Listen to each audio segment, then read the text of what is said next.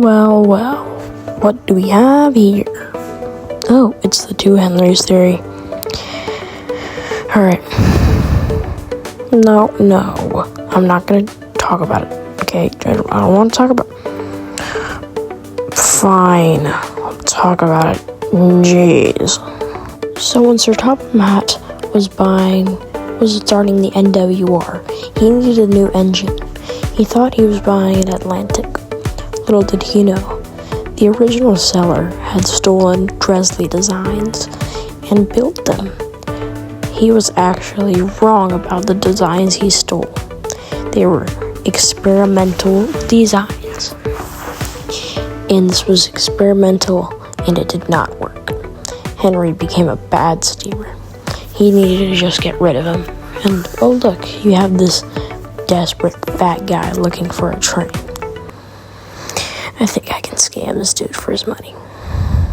Oh yeah, by the way, Sir Topham Hatt also showed up and was like, yeah, bro, this ain't an Atlantic.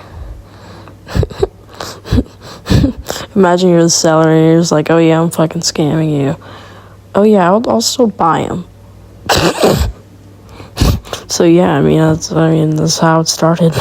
Editor's note here, I forgot to mention this, but Henry was such a bad steamer, he actually couldn't even run on regular coal. He actually needed Welsh coal. So it didn't take Sir Topham Hatt too long to figure out that he had been scammed, and this engine was just an experimental. He had been running him off of Welsh coal, and it was causing the railway to lose a lot of money by spending a lot of money on Welsh coal. But little did they know, this would change very soon.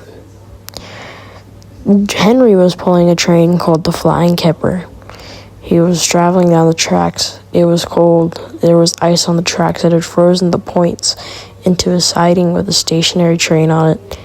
He crashed into the back of the train, killing a brake van. Well, not killing, but crashing into a brake van and almost nearly killing 2 crew.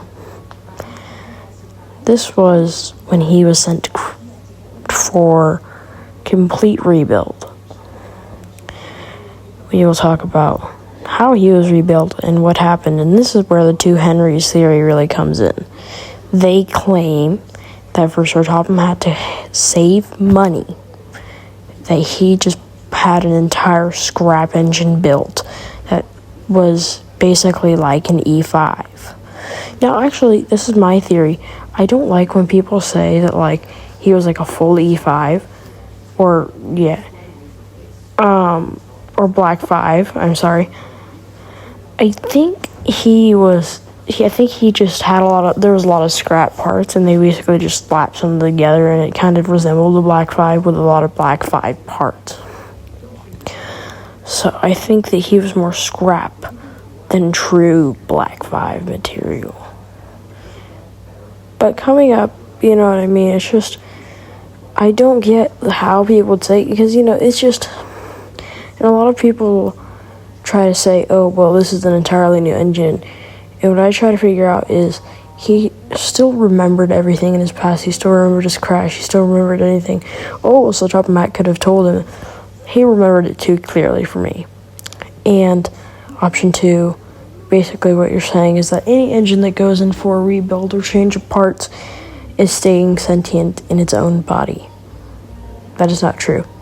So, in my opinion, the two Henrys theory is busted.